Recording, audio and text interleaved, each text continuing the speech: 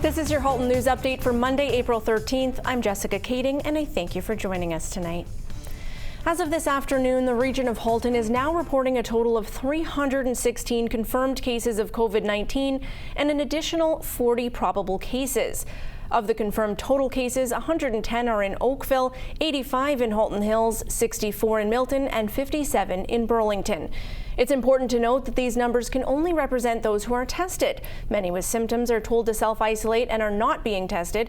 Additionally, these numbers include people who have already fully recovered from COVID-19, such as Charlene Dobson. Charlene Dobson is a Burlington resident who tested positive, but has since fully recovered from the virus. I connected with her via Skype earlier today and asked what her initial symptoms were like.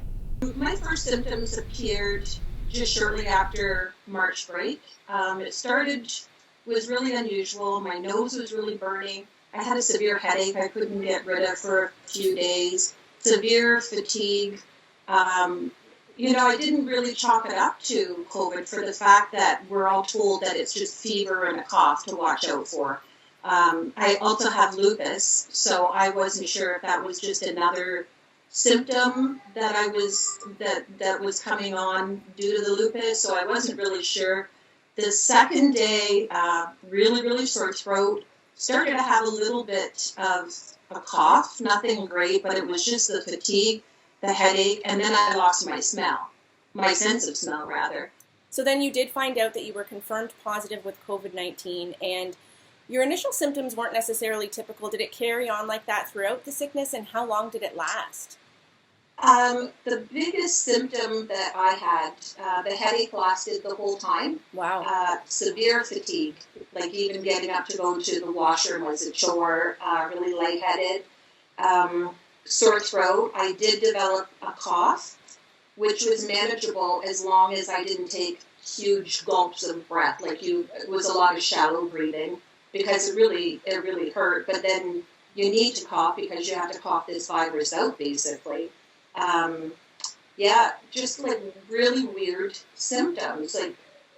Like again, I'm watching the news, or anytime I was awake, I would go online and watch the news, and they're like, "Oh, it's this fever." I only had a fever for 2 days, low-grade fever, and it was like 101.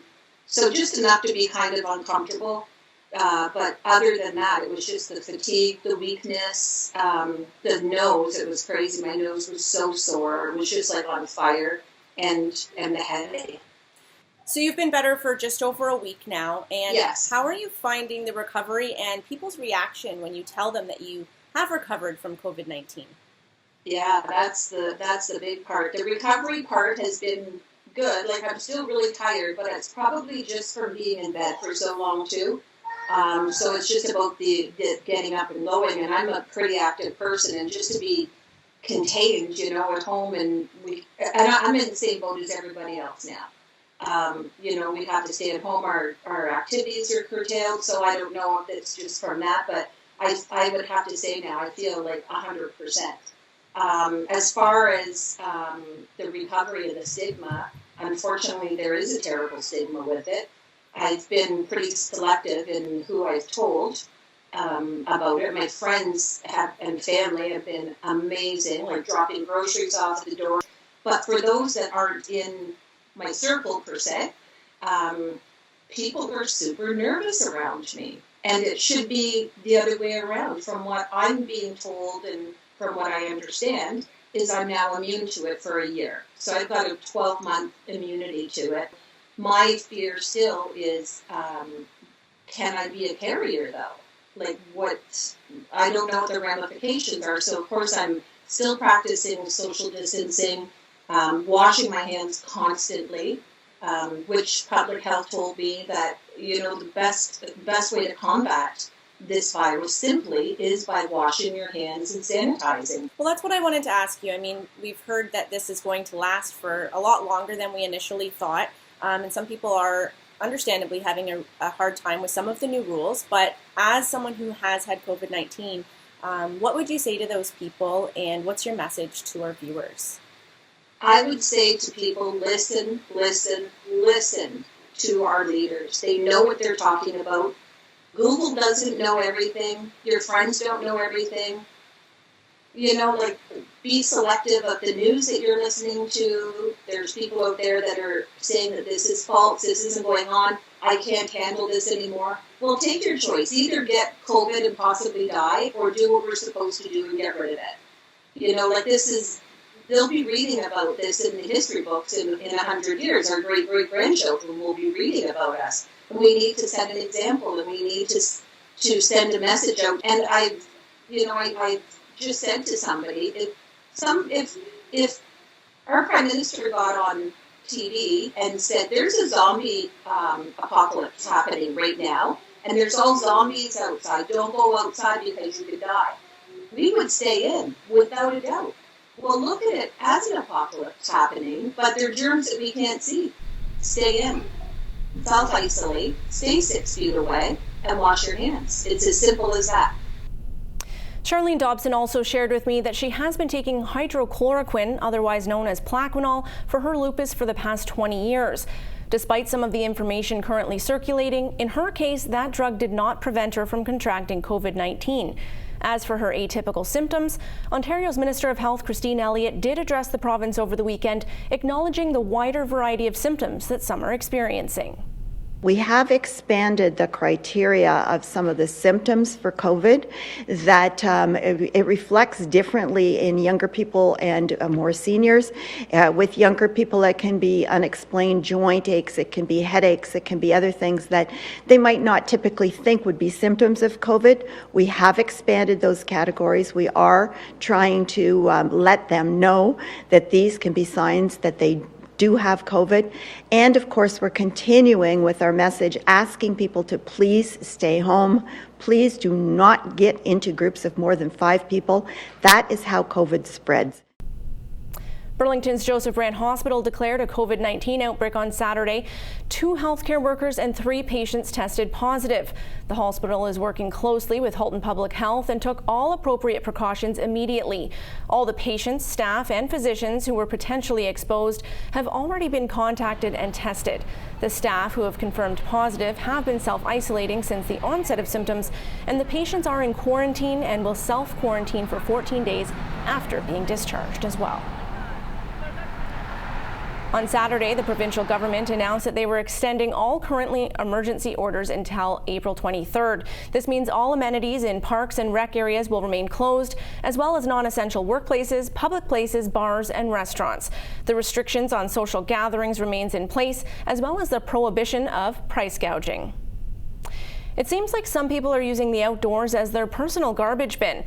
Throughout Halton, we've seen used gloves and masks being discarded, especially in Oakville. Melissa Candelaria digs deeper into the issue and how the mayor and councillor are responding. Gloves, face masks, and even disinfectant wipes litter the ground along Upper Middle Road across from Metro in Oakville. It seems outside grocery stores are a popular spot for people to throw away their personal protective equipment. Councillor Tom Adams says it's disturbing to see this happening not only in his ward, but across the region. Not only for the littering element of it, but also from a health and safety perspective. So if you've got this kind of material that's out there, sitting out on the boulevards or sitting out in parking lots around grocery stores and elsewhere, all of a sudden you've got a situation where somebody is going to have the need to pick that up and remove the litter at some point, and now you don't know whether that's safe to do or not. So to try and control this littering issue, Oakville now has a bylaw in place. In fact, that was a bylaw that was passed through an emergency process by the mayor last week. That bylaw does reinforce this message. It reinforces the message of health and safety. There are penalties associated with it, and our bylaw officers are out there, and they will be looking for people who are disposing of things incorrectly. There's no reason to be dropping this stuff all over the sidewalk, all over the boulevards. Adams also says failure to comply with the rules of this bylaw could result in fines. So there are a variety of fines in there, but the administrative penalty fine of $300 for littering in our parks and in other public spaces is the one that would be handed out, I'll say, most easily by officers.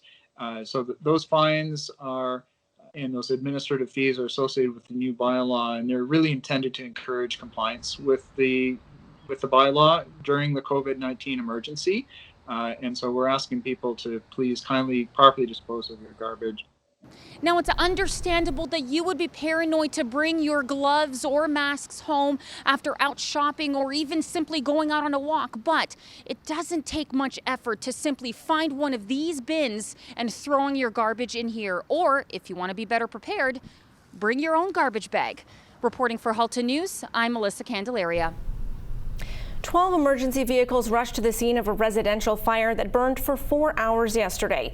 There were 27 personnel on the scene, but fortunately no occupants inside the cottage and 2 storage sheds. This happened on Appleby Line in Burlington just after 4 p.m. It's suspected that the arching electrical line sparked a fire with the dry leaves and brush. The Burlington Fire Department would like to take this opportunity to remind you to clear your property of the dry debris that was exposed after the winter snow melted. In this case, $125,000 of damage was done, but there were no injuries. The longer this pandemic continues, the more it's going to financially impact municipalities across the region, including Milton. We caught up with Councillor Mike Cluett, who says council will be speaking about that at a special council meeting tomorrow. Well, what they're doing is they're obviously giving us a status of our workforce. You know, we have some that are on leave and discontinued services, and then there's a small amount of staff there. So obviously, from a cost point of view, where we stand, and I'm quickly trying to flip through and find some of the actual numbers. If closures were to extend, this is sort of painting a grim picture, but it's in full disclosure. If closures were to extend to the end of 2020, our gross revenue loss could be around $14 million. So that's a potential, obviously a big impact to our finances. Unlike provinces and federal governments, we can't run deficits. So we have to make sure our budgets are balanced, with the remaining operating budget pressure of about $2 million listed on some of these other items. So it is impacting us. We do have reserves, so it's not a completely grim picture. We do have financial investments that we can call upon, especially it's the rainy day funds that we can go into as well as this time. So this is staff giving us that regular update to say, these are the impacts so far to our service levels. We're doing a great job relocating our workers, our staff to work from home. And in fact, it could be a good sign going forward as to, instead of building an addition to town hall in 5 years, we could look at ways to make our workforce more telecommute friendly and be able to lessen the impacts of things. So, silver lining, we could be looking at some definite good options going down the road, but this report is basically to say this is where we stand so far and what it could look like going forward. This special meeting happens tomorrow at 11 a.m. and you can tune in on the Town of Milton's YouTube channel. Still ahead, a Milton franchisee is doing his part to help during the crisis. Plus, our local weather forecast and business update are up next. We'll be right back.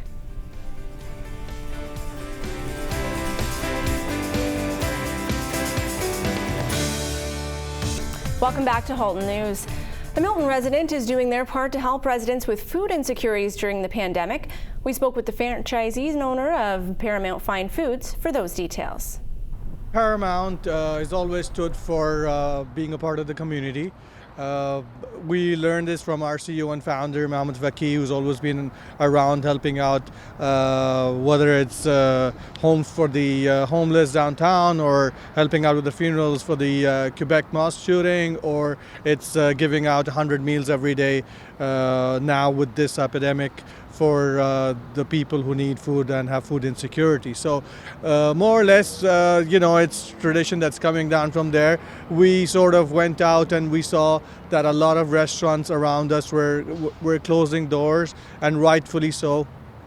But we said, if that happens, there's going to be more need for food, and we wanted to reach out to the people in the community who have food insecurity, and we want to say, hey, we're open. Until we're open, come on in. We can help you and your family with a meal for today.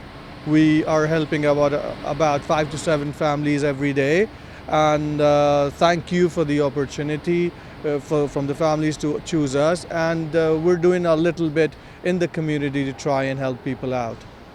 It's very simple. They just call us. They don't have to give us their name. They don't have to declare who they are. They just give us a number. It can be any number, and tell us how many people in the family. We prepare food for them. It can be a meal with rice. It can be a pita, the chicken shawarma, and we put it in a bag. We put their number on it, any number on it, and they come and they pick up, and that's it. I think I was the first few who went out and said that we want to help out the community. I would definitely encourage other businesses to do the same.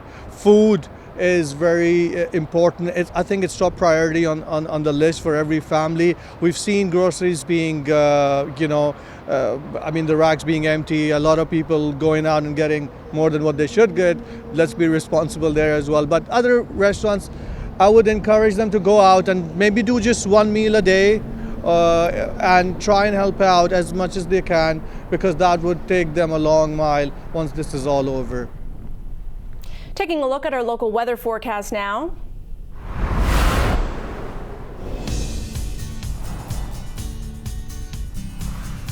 It was certainly windy out there today with cloud cover and some light rain showers depending where you were in the region.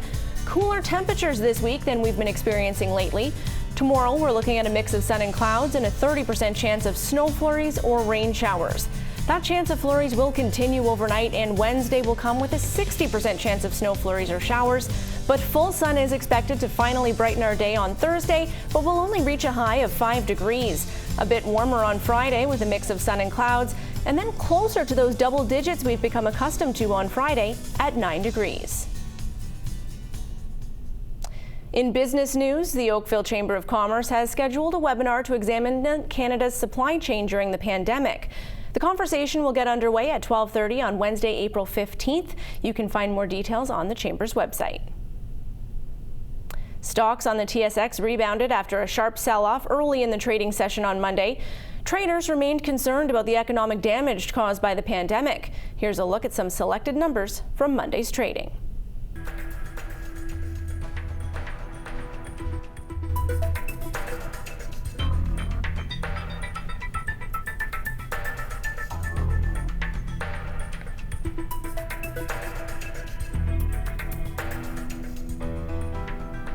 We do need to take another short break, but for those of you with a green thumb or those looking to start a garden now that you're homebound, we have some tips from the Royal Botanical Gardens up next.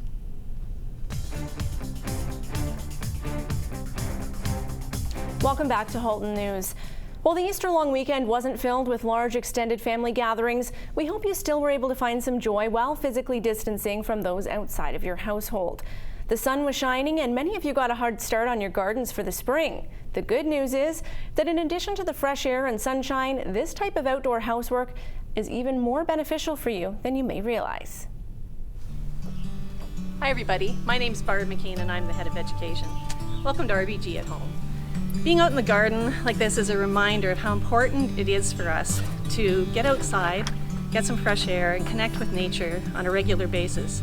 At times like this, there's no shortage of things to worry about, but being in nature can really help us cope with that. We all have individual ways of managing stress, and today I'd like to share 3 different ideas, simple things that you can find in your neighborhood, in your own backyard, that might help you feel a little bit better through these times. So when we're out in the garden, we're getting exercise, we're breathing fresh air, our skin is making vitamin D when the sun shines on it, and that is great for our immune system. But there is a super duper stress reliever, and I'm standing on it. It's actually the soil at our feet. When you look at a healthy forest soil, a handful like this contains more living organisms than there are people on Earth. And in this garden, we take really good care of our soil at home. We add a lot of composted material to it, and so there's lots of living stuff in here too. And in this seething little ball of life right here, there's actually a really important beneficial bacteria called Mycobacterium vaccae. And this one actually does great stuff for us. The research has actually even sort of coined the terminology using nature's Prozac as a term for this bacteria. It turns out that when we work the soil, that lovely smell that gardeners love in the spring when we're working in the garden is actually including some of that bacteria, getting them in the air, we inhale them. And when they get into our brain, they stimulate a set of neurons that produce serotonin. That's a brain messenger chemical that is actually a mood enhancer for us. So getting in the garden can give us exercise and fresh air. It also gives us beneficial bacteria that can make us feel better. That clip was provided by the Royal Botanical Gardens, and we'll share the rest of those tips throughout the week. Taking a look now at what's coming up tomorrow night. The City of Burlington is holding a second telephone town hall to provide COVID-19 related updates and answer resident questions. To assist in answering as many questions from the public as possible, this town hall will be 2 hours in length from 7 to 9 p.m. The 2-hour town hall will be hosted by Mary Ann Mead Ward and provide the public an opportunity to hear from a panel of leaders, including members of City Council, City Manager Tim Camiso and senior staff, MP for Burlington Karina Gould, MP for Oakville North Burlington Pam Damoff, MPP for Burlington Jane McKenna, MPP for Oakville North Burlington Effie Triantafilopoulos, the President and CEO of Joseph Brant Hospital Eric Vandewall, and Fire Chief Dave Lazenby. Anyone who does not receive a randomized telephone invitation can call 1-800-231-0276 at 7 p.m. tomorrow night, Tuesday, April 14th, to join the town hall. Or you can listen in by tuning into your TV right here on Channel 700, and we'll be airing the Teletown Hall live. As the oldest food bank in Oakville, FARESHARE has been providing for the needy since 1987. During the COVID-19 emergency, volunteers are putting in extra hours to fill orders and arrange for deliveries for those who could not otherwise take advantage of those services. Food donations have dropped off significantly, and as such, FARESHARE Food Bank is currently relying on cash donations to enable the volunteers to purchase food and distribute it. If you'd like to make a donation or use FARESHARE services, please call 905-845-3988 or email oakvillefoodbank@gmail.com. And now a look to where you can find factual and timely information on COVID that you can trust. Official websites maintained by Halton Region and each municipality. And up next, we have the national and provincial sites, as well as public health, telehealth, and the World Health Organization. We'll be back with another edition of Halton News tomorrow. In the meantime, we do invite you to follow us at Your TV Halton on Facebook, Twitter, and Instagram. You can also email us at haltonnews@cogeco.com or visit our website at yourtv.tv. For Halton News, I'm Jessica Kaitting, and I thank you for watching.